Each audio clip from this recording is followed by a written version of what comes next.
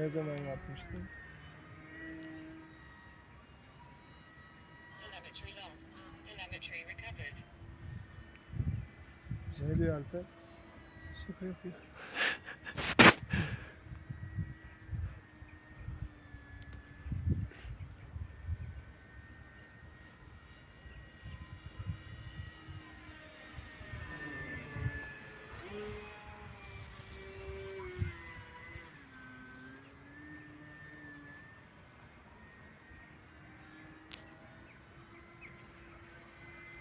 Onu kaç zaman yapacağım?